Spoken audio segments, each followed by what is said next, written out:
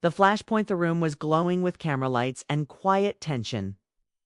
The Voices of the Nation Forum in Washington, D.C. was supposed to be a peaceful discussion. Leaders from both sides of politics were invited. The goal was to talk about unity, respect, and the future of American values. But something darker was waiting just beneath the surface. Michelle Obama stood at the podium. She looked calm, confident, and elegant. Her words were measured and powerful. She spoke about dignity in politics, about staying respectful even when disagreeing.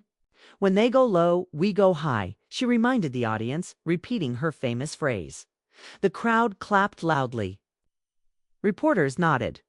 Even her critics couldn't ignore her presence. After the speech, she walked back to the panel stage and took her seat. Just 2 chairs away sat Senator John Kennedy of Louisiana. He was known for his plain speech and old country charm. A man who spoke in metaphors and never cared much for political correctness. He looked relaxed, almost amused. But his eyes were sharp. The moderator, Alina Ruiz, leaned forward. She was an experienced journalist, trusted and neutral. She had reported from war zones and election riots. But tonight, she felt something strange in the air, like static before a storm. She asked the panel a question. What can we do about the growing divide between rural and urban communities in America? Kennedy leaned into his microphone. There's a lot of folks where I come from, he said, who feel like they're being told how to think, how to speak, and even how to love their country. They're not backward. They just don't want to be ashamed for going to church, flying the flag, or believing in personal responsibility. The room shifted. Some people clapped, others frowned. Michelle smiled tightly. Her fingers tapped the table. She leaned forward, her voice still soft. Senator Kennedy, she said, we're not shaming anyone for loving their country. But sometimes when you hear growls and screeches from the zoo, you have to wonder if the gate was left open. There was a pause, then gasps. The crowd froze. Alina blinked. Several panelists looked stunned. A low buzz filled the room. Kennedy didn't blink. He adjusted his glasses and looked straight at Michelle. Ma'am, he said calmly, where I come from, we don't throw folks in cages or call them animals especially. When they disagree with us, we open our porches, pour them a glass of sweet tea, and listen. The room fell silent. Kennedy's voice remained steady. You're one of the most admired women in this country. People look to you not just for what you say, but how you say it. So I'll give you the respect you didn't give me and say this. I don't come from a zoo. I come from a place where neighbors help each other during hurricanes, where the only fences are around cattle, where we still pray before dinner. We may sound different than folks in D.C. or Chicago, but we bleed the same red and bury our dead with the same tears. It wasn't a punchline. It wasn't planned. It was a message. That cut deep. Michelle's face softened. She looked away. Something shifted in her expression. Regret, maybe? The crowd didn't know how to react. No one clapped. No one moved. Backstage, government officials watching the live feed started making calls in a small monitoring room. At the back of the hall, a young analyst from the National Intelligence Authority stared at his screen. He had flagged the video clip for rapid spread on social media.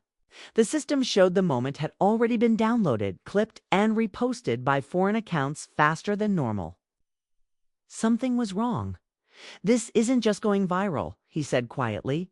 It's being boosted artificially. In the control booth, Alina Ruiz checked her tablet. It had been glitching since the session began. Now the small green light next to the front camera started blinking, though she hadn't turned it on. She leaned back slightly. Her instincts kicked in. We're being watched, she whispered to herself. In the green room, a producer showed a breaking alert. Kennedy's calm response to Michelle. Goes viral, over 3 million views in 10 minutes. Michelle sat silently as the panel continued. But something had shifted in her body language. She wasn't defensive. She looked like someone who had seen a ghost. John Kennedy, meanwhile, stared ahead with a still face. He had won the moment, but he also knew something else, something the cameras couldn't catch. Quiet letter he had received just hours before the event. No name, just 7 words written in neat block letters. Kazinga wasn't buried. They remember everything. He folded the paper back into his coat pocket. The insult had been dramatic. The reply had gone viral. But the real story, the one that would shake Washington and beyond, hadn't even begun yet. And somewhere, far away, a server blinked to life in a foreign language, processing millions of views and preparing the next move. Someone was watching, and someone was waiting. The playback Warby Morning America was on fire, not with real flames, but with noise. Social media drowned in opinions. TikTok videos dissected Kennedy's.com comeback. YouTube thumbnails screamed in bold colors. Michelle humiliated. Kennedy's Southern grace destroys elitism, and Obama's legacy cracks live. On CNN, anchors debated tone and civility. On Fox, Kennedy was hailed as a hero of the forgotten class. Memes flooded the internet. A still image of Michelle's reaction face was turned into mockery. Hashtags #ZooComment and #SweetTeaRevenge trended globally, but something strange was happening beneath the noise. At 9:43 a.m., an edited video clip appeared on a Serbian message board. It showed only part of Kennedy's reply, but the audio was twisted. In the altered version, it sounded like he said, "We don't want animals running free." The video was captioned in Arabic, then reposted by a dozen accounts linked to North African news pages by 10:12 a.m. It had reached Sudan, Libya, and parts of Pakistan. Within hours, fake protest videos began circulating alongside it. Some showed burning American flags, doctored, but convincing. Inside a secure room at the National Intelligence Authority, Agent Morgan Lewis ran a software trace, his AI tool, flagged the audio manipulation and location of the server that uploaded it. Serbia, Moldova, in Tunisia. Same packet signature. He said aloud to no one. "Are we under attack?" asked his supervisor. Morgan paused. "Not a military one, but something coordinated. Real-time manipulation. They're trying to flip the narrative and export it." Back in Washington, Michelle sat in her private residence. She hadn't spoken publicly since the event. Her team told her to stay silent. Let the public cool down, but Michelle wasn't thinking about strategy. She was watching the Serbian clip with disgust. "That's not what he said," she muttered. "That's not what I meant." Her former chief of staff, Valerie, sat beside her. "They're feeding it into the Arab world," Valerie said. "And now Africa." Michelle's eyes narrowed. "Why Africa?" Valerie didn't answer. Instead, she handed Michelle a printed headline from a Kenyan news blog. "Obama's wife compared us to animals again." Michelle froze. The word "again" hit hard. Meanwhile, Alina Ruiz was in her hotel room reviewing the forum footage. She replayed the zoo comment, the reply, the silence. Then she replayed something else. The glitch, a flicker in the live broadcast that no one noticed. But her exactly 5 seconds before the deepfake clip dropped online, she checked her notes. Every time that glitch appeared, something went viral and then got twisted. It wasn't random. It was triggered. Alina called a friend at a cybersecurity nonprofit. "Has the name Merav come up in your disinfo work?" she asked. There was a pause, then a quiet, cold reply. "Alina, you don't want to be involved with Merav already?" A.M. Back in Louisiana, John Kennedy was giving interviews on the steps of his home. He looked tired but calm. Reporters surrounded him. He said all the right things. Dignity, dialogue, respect. Then one reporter asked, "Senator, what's your message to the African American community after last night?" Kennedy smiled thinly. "Same message I gave Michelle," he said. Doors open. My porch has room. But that night, a different kind of message appeared. A handwritten note slid under Kennedy's front door. No return address, no name. It read, "Stop playing preacher. Kazinga still bleeds." He sat back in his chair. His fingers trembled. That word again, Kazinga. He hadn't heard it in years. Not since that closed-door committee briefing on us. Intelligence partnerships in East Africa. Not since the quiet deal that went wrong. He remembered Michelle being involved, not directly, but her plane had landed that day. Her presence had been used as a symbol. What followed was chaos, a protest, a shooting, and a long burial under classified files. Now it was leaking, and someone was feeding the fire. By midnight, another clip exploded on Twitter. This time it was Michelle, edited to appear as if she laughed during Kennedy's porch speech. In the real footage, she had simply blinked. In this one, a laugh was inserted just long enough to enrage. The replies were brutal, disrespectful, laughing at Americans. She hates the South. Michelle's phone buzzed again and again, and somewhere, in a cold basement half a world away, a man watched the storm grow. He was in his 30s, clean-shaven, dressed like an intern. A map glowed behind him. Red dots marked U.S. cities, blue. Lines traced media flows. He smiled. "Mirov," said a voice from the hallway. He turned. "Yes, phase 2 is ready." "Good," he replied. "Now, let's show them how democracy tears itself apart." Echoes from Kisangani echoed inside Michelle's mind like a drumbeat from another life. She stood in the middle of her private study, lights dim, holding a weathered manila folder in her hands. The label on the tab, AFR 2009, Kisinga. Private Mission White House Support, CLSS, CIS. She hadn't seen this file in more than a decade. Valerie had kept it locked, hidden in a personal archive since they left the White House. Michelle slowly opened it. There it was.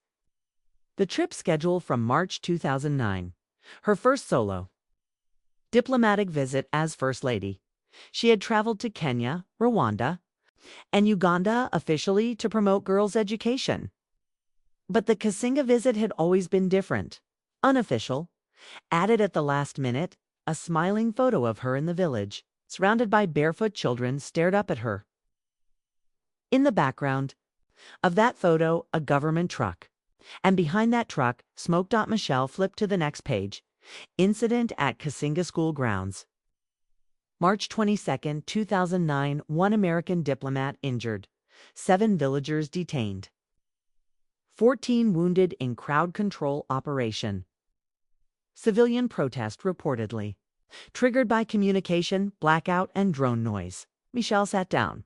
The air felt heavy. "I told them to cancel that stop," she whispered. Valerie stood by the window. "They didn't. They used your visit as cover. That drone wasn't for security. It was for surveillance. It's targeting a rebel sympathizer in the area." Michelle closed the file and they buried it. Valerie nodded for years, until someone started digging. On the TV screen, a new headline scrolled. Kennedy's calm response turns UGLY. Foreign media replays Michelle's 2009 disaster visit. Michelle looked away. This wasn't supposed to resurface. Meanwhile, in Louisiana, Kennedy was drinking black coffee in his study. He'd barely slept. The second note, mentioning Kisinga, had arrived that morning, tucked in an envelope without a stamp. It read, "She was there. So were you? Tell the truth, or someone else will." He stared at it. There had been a time when he worked on the Senate Subcommittee on Foreign Operations, just after Obama took office. He had seen the after-action reports. One had his signature. On it, Kisinga wasn't his secret alone. In Washington, Elena Ruiz had traced the server that uploaded the latest manipulated clip. It was routed through Istanbul, then rerouted again, this time into a server marked XEN7, Africa Intel. It belonged to an old U.S. contractor that had gone dark after 2010. She called her source again. "Tell me about Mirov." The voice on the other end hesitated, then answered, Morov's not a person. It's a program. Identity used by state-backed cyber actors, mostly Russian, sometimes Iranian. Lately, African proxy accounts. What does it want? War. Just chaos. Elena's voice tightened. Why is it targeting Michelle? Because Kasinga was never just about education. It was an early test for a joint surveillance project. Few locals figured it out, and rebel groups used it to stir unrest. The U.S. tried to keep it quiet. Someone wants that silence broken. Back in the Oval Office, a confidential intelligence briefing landed on the president's desk. Subject: viral deepfake content and potential foreign exploitation. Recent social media disruptions following the voices of the nation. Forum appeared to be coordinated. For manipulated clips of Senator Kennedy and Michelle Obama have been shared through foreign news channels. One clip falsely shows Obama laughing during a tragedy in Africa. The region has a history of unrest following the real 2009 Kasinga incident, now resurfacing as anti-U.S. fuel. The president leaned back. Who's behind it? The national security advisor didn't blink. It's not one actor, it's everyone. And no one. By sunset, Michelle's team had drafted a public response. A carefully worded video message. Regret, grace, unity. She deleted it. I'm not saying anything, she said. Not yet. Not until I understand who's doing this. Valerie raised an eyebrow. And if it's someone we knew? Michelle paused. Her voice softened. Then I really don't know who I was back then. At the same moment, across the Atlantic, in a dim-lit tech hub in Nairobi, the man known as Mirav clicked open a new task. The Kasinga folder had already done its work. Now he was moving to the next file, Harmony. He smiled. Phase 3 would begin soon. But for now, he watched the split screen. Michelle on one side, silent. Kennedy on the other, cornered. Democracy. Wasn't dying? Was being pulled apart, clip by clip, memory by memory. The porches and the wire senator. John Kennedy stood on the porch of his Louisiana home, the same one he had spoken about on national television. It was quiet now. A soft breeze moved the rocking chair beside him. The reporters were gone, the satellite trucks rolled out. But the attention hadn't faded. Inside the house, his staff huddled around a laptop. The headlines weren't as kind. Anymore? Was Kennedy's calm just a cover? Leaked audio ties senator to hate donor group porch politics or carefully scripted theater. Kennedy lit a match and stared at it before lighting his pipe. He had always believed in keeping things simple. Say what you mean, own your words, and never play hero. But Washington didn't work like that. Not anymore. The leaked audio was short. Just 22 seconds. A conversation between Kennedy and an old campaign donor recorded years ago. In it, Kennedy could be heard chuckling after a racially charged comment from the donor. He hadn't said anything wrong himself, but he hadn't objected either. It didn't matter. The silence was loud enough. Should we respond? His aide asked. Kennedy shook his head. If you respond to lies, you endure the truth. Meanwhile, back in D.C., Alina Ruiz was in a deep dive. Her screen was filled with documents, declassified foreign aid bills, telecom patents, drone operation logs, and one name that kept surfacing in the footnotes, Project Harmony. She clicked open a redacted intelligence memo. Half of it was blacked out. What she could read made her stomach twist. U.S. education outreach used to install data capture infrastructure in key African villages cover, maintained by diplomatic soft power. Visit 2009. Kasinga was a test, she whispered, and Michelle Obama had been the face of it. She sat back. It was starting to make sense. Why foreign actors would revive the Kasinga incident now? Why Michelle, a former first lady with no office or current power, was suddenly the central target in a digital storm? They weren't trying to bring her down. They were using her history to attack America's image abroad. That night, a second Deepfake clip surfaced. This time it showed Kennedy laughing as Michelle spoke about respect. It was subtle, the timing changed just enough to create a different tone. Viewers believed it, thousands reposted it. Some said he looked smug, others accused him of disrespect. It didn't matter that the clip was false. By the time fact-checkers published corrections, it had already been seen 11 million times. Michelle watched it in silence from her living room. Valerie sat beside her again. "We need to get ahead of this," Valerie urged. "Release the truth about Kisinga on your terms. Control the damage." "No," Michelle said. "If I speak now, they'll say I'm covering myself. I need to find out who's leaking." "And why now?" She turned to Valerie. "You remember Harmony?" Valerie didn't answer at first. Then a slow nod. "They told us it was education mapping, connectivity, better access to learning. But it was more." Michelle leaned forward. "They used the school visits to plant surveillance routers, track communication routes, record movement patterns. The drones weren't for safety. They were gathering metadata." Valerie whispered, "That's treason." It was signed off as international aid. Across the ocean, Mirov watched the numbers climb. Viral clips, news mentions, polling shifts. The American public didn't know about Harmony, but in Africa, local activists were already protesting the 2009 visit again, thinking Michelle had personally supported military surveillance. His job was almost too easy. On another screen, he opened a live feed. It was Kennedy's home security camera, a hacked stream. He watched the senator pacing his porch, talking on the phone. "Tell them if they bring Harmony up in any hearing, I'll release the full 2009 transcript." Kennedy said not. "Just her part. Mine too. Nobody walks away clean."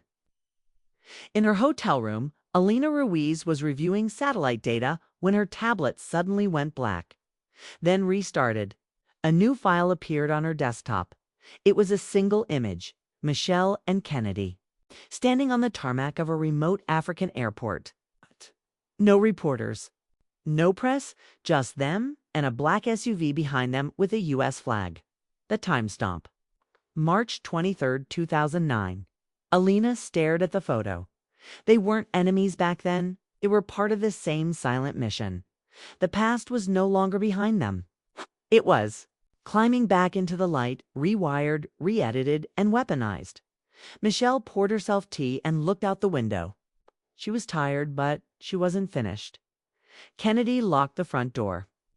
He knew the quiet wouldn't last, and Alina opened a new file. She was ready to go on air. The time for polite questions was over. Live Fire started with a headline. Just 3 words. Plain black text on a white background. Operation Harmony leaked. No logo, no author. Just a link. Within 10 minutes, it had spread to every major platform. Within the hour, it was on national news. A whistleblower had published a massive classified document dump on a dark web mirror site. The files included diplomatic cables, drone logs, school outreach blueprints, and memos bearing signatures from 2009. One name appeared repeatedly: FLOTUS Travel Coordination, Michelle Obama Secure Access Clearance, Senator John Kennedy Observer. The internet lit up. Michelle's connection to the now exposed Operation Harmony became the headline of the year. The mission, originally described as an education program for African schoolgirls, was revealed as a covert intelligence framework using infrastructure disguised as humanitarian aid to install U.S. surveillance nodes across East Africa. The same visit that had made Michelle an icon was now the source of international outrage. In Nairobi, protesters surrounded the U.S. Embassy. In Sudan, a mural of Michelle was defaced live on local TV. In Washington, her team was in panic mode. Valerie slammed her fist on the conference table. "We should have told the story ourselves. We're playing defense on a war they started 10 days ago." Michelle didn't answer. She was staring at a screen, watching her image glowing, iconic, dissolve under years of silence and shadow. She finally spoke. "Who leaked it?" Valerie shook her head. "No fingerprints. But they had access." This wasn't just foreign cybercrime. Someone inside the system knew where to dig. Michelle stood up. Then find them. Across town, Senator Kennedy was walking through a mob of journalists outside the Capitol. Microphones chased him like a swarm of bees. Did you? No harmony with surveillance. Were you part of the planning team? Why did you say nothing for 15 years? Kennedy stopped. He looked directly into a camera. What we did, we believed was for national security. But believing something doesn't make it right. And silence, even with good intentions, is still silence. The crowd quieted for a moment, but the questions kept coming. Inside the studio of Truthcast, a YouTube political show with over 20 million subscribers, the host waved printed pages on air. Here's the proof, folks. They both knew. Left and right, red and blue, doesn't matter. They stood on African soil and called it progress. Meanwhile, our government was watching rebels, activists, maybe even kids. He slammed the desk. Is this who we are now? Smile for the cameras. While the drones fly overhead, the clip hit 6 million views in under an hour. Back in her hotel room, Alina Ruiz went live on Global 24, the international arm of her network.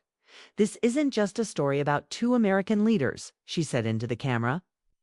It's about what happens when truth is hidden under patriotism, when surveillance is sold as charity, and when leadership becomes theater.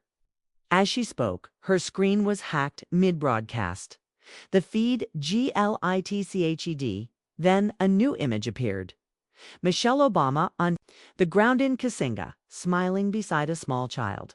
The child's face was blurred. Then the blur faded, revealing burn scars. The photo wasn't from official archives. Alina froze. The photo disappeared. The feed returned to her face. We apologize for the interruption, the anchor said. Off screen, but the image had already gone viral. Viewers had screen recorded everything. Michelle saw the photo within minutes. She remembered the boy. His name was Amani. She remembered that day, the quiet moment after the drones had left, when she had broken protocol to stay and talk to the villagers. Amani had given her a beaded bracelet. She still had it. She took it from the drawer and held it in her palm, small, red, and white. They want to erase the real moments, she whispered. Leave only the manipulation. Meanwhile, inside a secure room beneath the Department of Homeland Security, technicians ran a data analysis. Every major piece of the Harmony leak had been shared through one single IP bounce route, a private encryption stream known only to a few former intelligence contractors and one media device. A tablet belonging to Alina Ruiz had unknowingly connected to that same stream. The agent running the analysis turned to his supervisor. She's being used by who? We don't know yet. But someone's leaking through her without her knowing. Can we shut it down? The agent hesitated. If we try, it might trigger whatever else they're holding back. Like that. Night Alina received a message from an unknown number. It was just one sentence. Don't stop asking questions. Part 2 is ready. She didn't sleep. In Louisiana, Kennedy closed the shutters on his porch. The sweet tea was untouched, and in Washington, Michelle stood before a mirror, not practicing a speech, but preparing herself, because the final panel of the Voices of the Nation Forum was only 24 hours away. She would speak. He would be there. And whoever was behind the leak would be watching. The broadcast collapsed. The final session of Voices of the Nation was set to begin at 7 p.m., but by 6:30, the air inside the venue felt like it could crack. Armed security lined the perimeter. Attendees passed through 3 layers of ID checks. Outside, a crowd of protesters held signs, some condemning Michelle, some defending Kennedy, most just angry at everything. Inside, cameras buzzed. The stage glowed beneath cool blue lights. It was the same setup as the first night, but the room had changed. It wasn't a panel anymore. It was a battlefield. Michelle Obama sat in her chair, poised but unreadable. Her team had begged her to stay home. She refused. They leaked my past. Let them see me now. Senator Kennedy sat across from her. No tie, just a plain suit.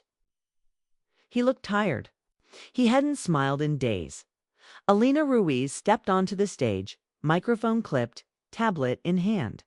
Behind her, a massive digital screen lit up with the words, "American Voices. Where do we go now?" The lights dimmed, Alina spoke calmly, but her pulse was racing. The message she'd received the night before still burned in her mind. Part 2 is ready. What did it mean? And who was watching? The session began. Elena's first question was simple. What do we do when leaders make mistakes that come back years later and the public feels betrayed? Michelle answered first. "I've made mistakes," she said softly. "Not because I'm evil, but because I trusted the wrong people. I believed the mission was pure. I didn't ask enough questions. That's on me." Then Kennedy. "It's not wrong to protect your country, but it is wrong to stay silent when the protection starts to look like control." I stayed silent. The crowd was silent. Michelle added, "Kisinga was never about harming anyone. But it was used that way. And if my presence helped give it cover, then the world deserves to hear that from me directly." She turned to Kennedy. "And from you?" He nodded. Once that it was a rare moment, real accountability, live and unscripted. But then the screen behind them flickered. A strange digital wave pulsed through the LED panels. The lights dimmed. Elena's tablet rebooted without warning. Then it happened. The screen lit up with a new video, not one controlled by the forum. A child's voice filled the room. In a trembling African accent, the voice said, "They came to give us books. But after they left, the soldiers came." A blurry video played. Villagers running, smoke screams, a drone flying overhead. Michelle stood up. "That's fake." Kennedy rose too. "Turn it off." But it wouldn't stop. The sound grew louder then. A deep fake clip played. Michelle smiling. But the background was from a war zone. The audio was fabricated, laughter stitched over distant gunfire. The crowd erupted in shouts. People in the audience jumped up, some crying, others filming. Security rushed to the stage. The screen finally went black. Alina turned to her producer off stage. "What just happened?" "We lost the broadcast," he said.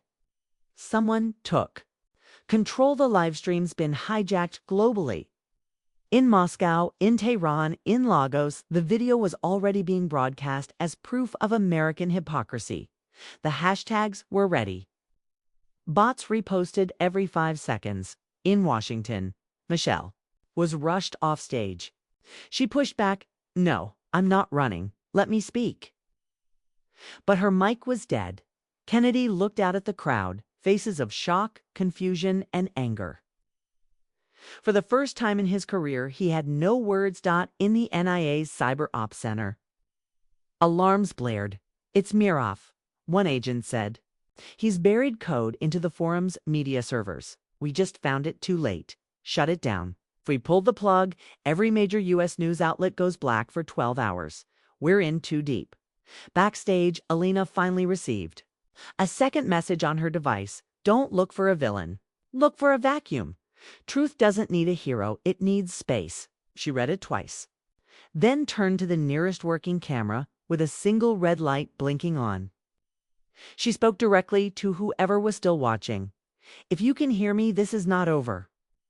This is what happens when secrets live too long, when truth becomes currency, when power pretends to be purpose." Her voice was calm, but inside she knew. The collapse had already begun that night. Across social media, people didn't just argue, they panicked. Was Michelle a liar? Was Kennedy a fraud? Was this a hack? Or the real face of their leaders? Everyone had their version, and no one could prove which one was true anymore. Somewhere, across the ocean, in a quiet room filled with dark screens, Morov clicked execute. On the final script, Phase 3 was live. Now. The world wouldn't just question America's past, it would no longer trust its present. The reckoning 2 days after the broadcast collapse. America was barely holding together.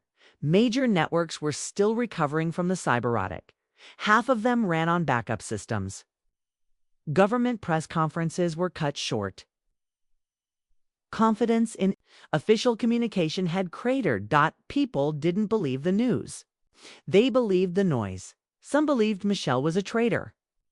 Others thought Kennedy was the architect. Still, others believed both were victims in Washington. A House subcommittee announced a surprise open hearing on the integrity of public truth. Neither Michelle Obama nor John Kennedy had been invited to speak, but they showed up anyway. They walked in together, no staff, no notes, no TELEPROMPTERS, just two people at the center of a storm, willing to sit down and face it. Together, the chamber fell silent. The chairman was caught off guard. "Mrs. Obama, you're not scheduled to?" "I'm not here to speak," Michelle said. "I'm here to be questioned." Kennedy nodded. "Same." There was a pause. Then the gavel fell. "You may proceed." For the next 3 hours, both of them were grilled. Members of Congress played video clips, presented redacted files, demanded answers. Did you knowingly support a covert surveillance operation under the guise of educational outreach? Michelle replied calmly, "I was briefed on education. I was not briefed on drones, but I should have asked harder questions." Senator Kennedy, "Did you sign off on a classified Harmony memo despite warnings from your staff?" He didn't flinch. "Yes, because I thought it was necessary." I see now, it wasn't. Outside the chamber, protests grew louder. Across the country, debates exploded. Talk shows screamed. Online feeds surged with deepfakes, real footage, guesses, and ghost stories. But inside that room for a few minutes, the noise stopped. Michelle looked directly at the cameras. "I won't justify what happened in Kisinga. I won't run from it either. What I can say is that we failed by trusting institutions that were never meant to be unchecked. That includes me." Kennedy leaned forward. "We keep calling this a tech problem, a Russian problem, a misinformation war, but it started long before that. It started when we stopped telling people the truth, even when it was ugly." A junior congressman interrupted. "So what do you want from us now? Forgiveness?" "No," Michelle said. "Transparency."